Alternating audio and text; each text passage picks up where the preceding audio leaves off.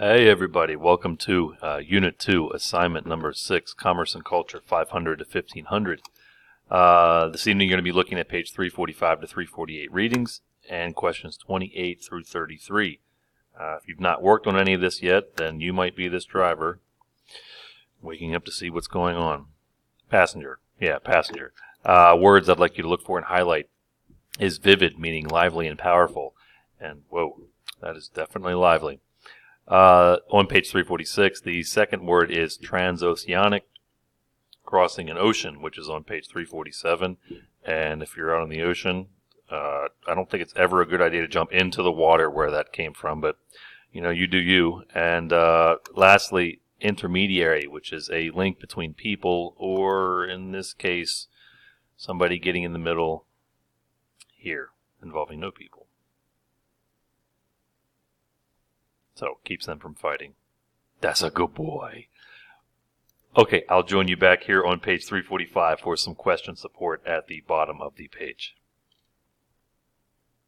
Srivijaya was not only part of Southeast Asia to be influenced by Indian culture. The Sailendra Kingdom in central Java, an agriculturally rich region closely allied with Srivijaya, mounted a massive building program between the 8th and 10th centuries featuring Hindu temples and Buddhist monuments.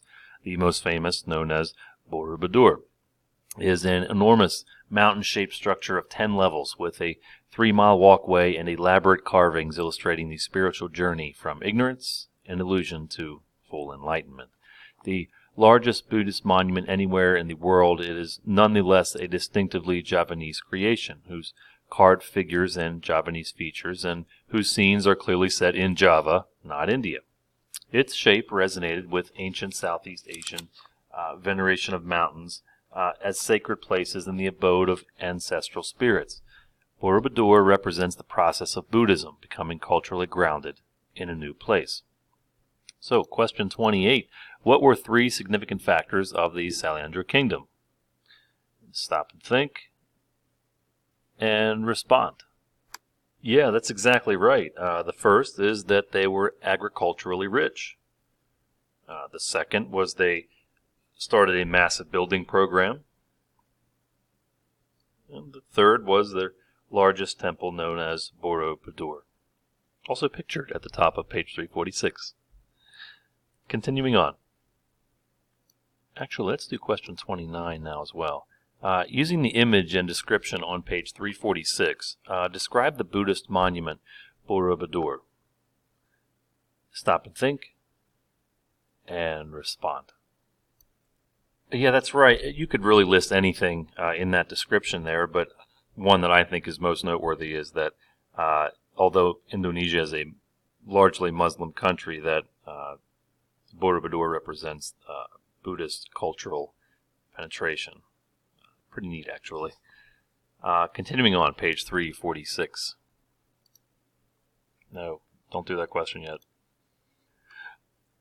Temple complexes such as Borobudur and others constructed in Burma in the Khmer state of Angkor and elsewhere illustrate vividly, and highlight that word vividly, the penetration of Indian culture in both Hindu and Buddhist forms throughout mainland and island Southeast Asia.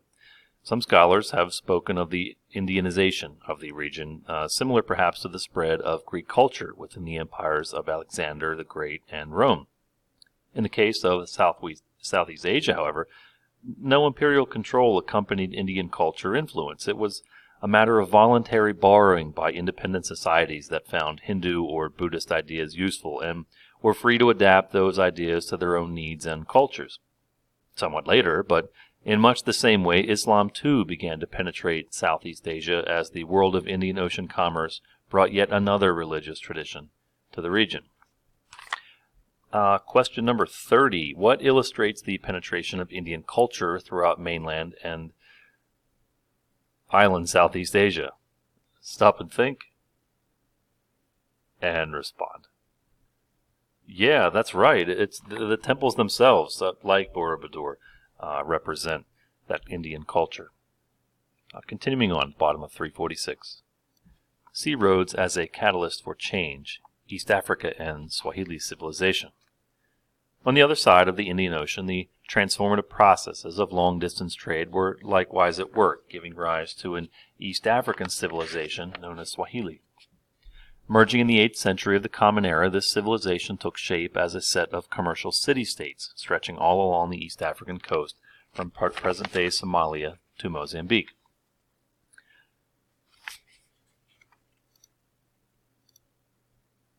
Question 31. What civilization emerged from East Africa due to long-distance trade? Stop and think and respond. Yeah, that's exactly right. It's the Swahili civilizations. Continuing on, page 347. The early ancestors of the Swahili lived in a small farming and fishing communities, spoke Bantu languages, and traded with the Arabian, Greek, and Roman merchants who occasionally visited the coast during the Classical era. But what stimulated the growth of the Swahili cities was the far more extensive commercial life of the western Indian Ocean following the rise of Islam. As in Southeast Asia, local people and aspiring rulers found opportunity for wealth and power in the growing demand for East African products associated with an expanding Indian Ocean commerce. Gold, ivory, quartz, leopard skins, and sometimes slaves acquired from interior societies, as well as iron and processed timber manufactured along the coast, found a ready market in Arabia, Persia, India, and beyond. In response to such opportunities, an African merchant class developed. Villages turned into sizable towns, and clan chiefs became kings. A new civilization was in the making. Between 1000 and 1500, that civilization flourished along the coast, and it was a very different kind of society than the farming and pastoral cultures of East African interior. It was thoroughly urban, centered in cities of 15 to 18,000 people, such as Lamu, Mombasa, Kilwa, Sofala, and many others. Like these states of ancient Greece, each Swahili city was politically independent, generally governed by its own king, and in sharp competition with other cities. No imperial system or larger territorial states unified the world of Swahili civilization, nor did any of them control a critical choke point of trade as Srivijaya did for the Straits of Malacca. Swahili cities were commercial centers that accumulated goods from the interior and exchanged them for the products of distant civilizations such as Chinese porcelain and silk, Persian rugs, and Indian cottons. While the transoceanic, and highlight that word, transoceanic, journeys occurred largely in Arab vessels, Swahili craft navigated the coastal waterways, concentrating goods for shipment abroad. Swahili cities were class-stratified societies with sharp distinctions between a mercantile elite and commoners. Culturally, as well as economically, Swahili civilization participated in the larger Indian Ocean world. Arab, Indian, and perhaps Persian merchants were welcome visitors, and some settled permanently. Many ruling families of Swahili cities claimed Arab or Persian origins as a way of bolstering their prestige, even while they dined off Chinese porcelain and dressed in Indian cottons. The Swahili civilization widely spoken in East Africa today was grammatically an African tongue within the large Bantu family of languages, but it was written in Arabic script and contained a number of Arabic loanwords. A small bronze lion found in the Swahili city of Shanga and dating back to about 1100 illustrates the distinctly cosmopolitan character of Swahili culture. It depicted a clearly African lion, but it was created in a distinctly Indian artistic style and was made from melted down Chinese copper coins. Most important, however, Swahili civilization rapidly became Islamic. Introduced by Arab traders, Islam was voluntary and widely adopted within the Swahili world. Like Buddhism in Southeast Asia, Islam linked Swahili cities to the larger Indian Ocean world. These East African cities were soon dotted with substantial mosques. When Ibn Battuta, a widely traveled Arab scholar, merchant, and public official, visited the Swahili coast in the early 14th century, he found altogether Muslim societies in which religious leaders often spoke Arabic, and all were eager to welcome a learned visitor from the heartland of Islam. But these were African Muslims, not colonies of transplanted Arabs. The rulers, scholars, officials, and big merchants, as well as the port workers, farmers, craftsmen, and slaves, were dark-skinned people speaking African tongues in everyday life. Islam sharply divided the Swahili cities from their African neighbors to the west, for neither the new religion nor Swahili culture penetrated much beyond the coast until the 19th century. Economically, however, the coastal cities acted as intermediaries, and highlight that word, intermediaries, between the interior producers of valued goods and the Arab merchants who carried them to distant markets. Particularly in the southern reaches of the Swahili world, the relationship extended the impact of Indian Ocean trade well into the African interior. Hundreds of miles inland between the Zambezi and Limpopo rivers lay rich sources of gold, much in demand on the Swahili coast. The emergence of a powerful state known as Great Zimbabwe seems clearly connected to the growing trade in gold to the coast as well as to the wealth embodied in its large herds of cattle. At its peak between 1250 and 1350, Great Zimbabwe had the resources and the labor power to construct huge stone enclosures entirely without mortar, walls 16 feet thick and 32 feet tall.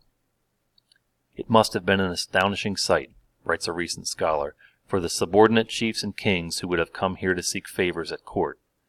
Here in the interior of southeastern Africa lay yet another example of the reach and transforming power of Indian Ocean commerce. Question 32. At its peak in 1250 to 1350, what did Great Zimbabwe have the resources to construct?